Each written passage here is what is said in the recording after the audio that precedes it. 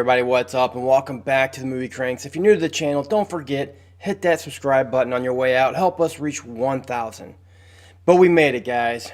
We made it through another long week, and now that that's behind us, it's time to kick off our shoes and see what's on TV. And this weekend, we have the Happy Madison Productions Netflix original Murder Mystery. Written by James Vanderbilt, known for movies like The Rundown, The Amazing Spider-Man, White House Down, and most recently, Independence Day Resurgence. The technology hasn't changed at all. No interface. Sounds like that's a change in technology then, doesn't it? Which is probably why this is his first screenplay since 2016. It's also directed by Kyle Newacheck from Workaholics, starring Jennifer Aniston, Luke Evans, and Adam Sandler. Murder Mystery is the story of a New York cop, Nick Spitz, and his wife Audrey, who go on a European vacation. The honeymoon Nick promised years ago after 15 years of marriage he would take her on. While on their flight, Audrey meets Charles Cavendish, who invites them aboard a billionaire's luxury yacht where the murder takes place. Now Audrey and Nick are Interpol's prime suspects on the run, trying to solve this case before they get thrown into prison. I found this movie to be quite a curiosity. At times you do get the Adam Sandler stupidity, and you do start to wonder if this is just going to be another Happy Madison's Productions failure. Then things start to get shaken up a bit and you realize this is probably one of his best films in years, which it really isn't saying much either. So don't go ahead and get too happy and start thumbs down and just yet. I'm not saying here he's found his way back to his early successes of like Waterboy or Happy Gilmore. Most likely he never will, but I found myself actually laughing at an Adam Sandler movie. Laughter. Something the last three movies I've seen with Adam Sandler in them that were completely void of. So I can't walk away saying this movie was a complete waste of time either. I can, however, say that this was very predictable. So I do get why some people here will probably walk away and just ride this off as another Adam Sandler disappointment. But aren't all movies in the whole whodunit genre kind of cliche? If you turn on a movie called Murder Mystery and you're expecting to be surprised by something new, well, here's your warning. There's nothing new here.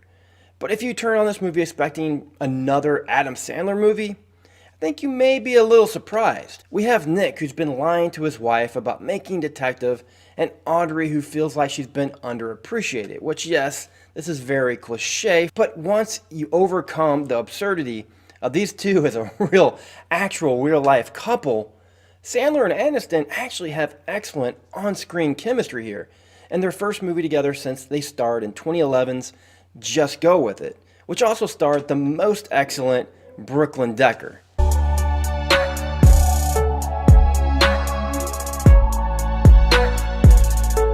Well, I hope you all enjoyed that, but now back onto this movie. I was also shocked by the quality of this film, directed by Kyle Newacheck, who I'd only known from Workaholics. This film feels very well put together. The direction, the cinematography, the editing, and the locations give this film the feeling of a much larger production than what it really was. And I'll even go on to say that if this was made 10 years ago, this would have been a theatrical release. It may have failed, but I personally think this probably could have raked in a few dollars. It to me just doesn't feel like a Netflix film. Maybe that's saying something for this movie, or maybe that's saying something for Netflix. I don't really know. I kind of had the same feeling from I Am Mother last week. It seems like Netflix has really been upping the game on their films, putting together quality on a budget. And the humor, like I talked about a little bit earlier. This one made me laugh more than all the last three Adam Sandler films that I've seen in the past few years combined. I'm not saying I laughed till my belly hurt, or I cried, or I rolled around on the floor, or anything stupid like that. But there are some moments here, like Sandler's mega Tom Selleck mustache, that doesn't go unnoticed. Ferrari! Testarossa! Magna Fiance! It's a fantasy! What the? Oh, are you kidding me? So sorry, I don't know what to say. And jokes that, as stupid as they were, actually kind of landed with me, at least for a few chuckles. But for all the positives, I was able to find just as many negatives. So many missed opportunities. This is one of my biggest disappointments with this film. There are so many cameos made here that I personally would have liked a little more time being developed with these characters, like Terrence Stamp as the billionaire Malcolm Quince. He steps in, thumping that cane, and I was like, holy shit. Kneel before Zod! And then just like that, he's gone. Now I do know why this happened. His character is pivotal to the plot device and it had to be done.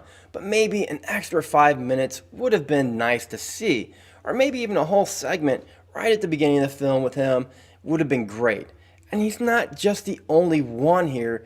They never really put a lot of focus on any of these core suspects outside of what you learn just from the beginning with quick introduction sequences. I would have liked to have seen a little more time with all of these characters, fleshing them out, especially John Caney as Colonel Ylinga, who had such a great setup in this film at the beginning. This could have been one of the greatest things about this movie, but it was missed.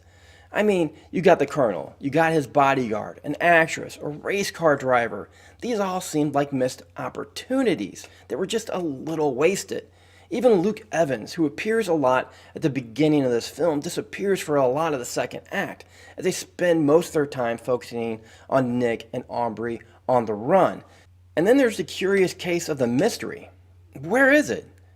I mean, it gets lost in all of this. That coupled with the lazy character development I just talked about, and its entire rundown from the murder to whodunit, misses exactly just all that excitement and the intrigue of who did it. I just did not think or wonder about this at any time of who did it or why. If I'm being honest, I really didn't even care. That being said though, the relationship between Nick and Aubrey is fundamentally what makes this movie tick. Sandler and Aniston finally make a movie where it's their characters that won me over at the end of the day. It's all about their relationship, ups and downs, being on the international most wanted list, and how they learn that after 15 years, they're still learning new things about each other that they love, and exactly why they're still together after all this time, which for me was able to balance out the lack of international mystery and intrigue. I'll give Murder Mystery a C. I do believe an extra 15 minutes on character development here of the suspects would have gone a long way, and it could have possibly even boosted this one into the B category for me. Unfortunately, it just was wasted. Anyways, thanks for checking out my review of Murder Mystery. What did you think about this Netflix movie? Comment below and let me know your thoughts. And I hope, if you haven't already gotten time to do this, that you hit that subscribe button on your way out. It's right here for all of our latest Movie Cranks content, movie reviews, reactions, and much more. But until next time, guys, thanks for stopping by. See you later.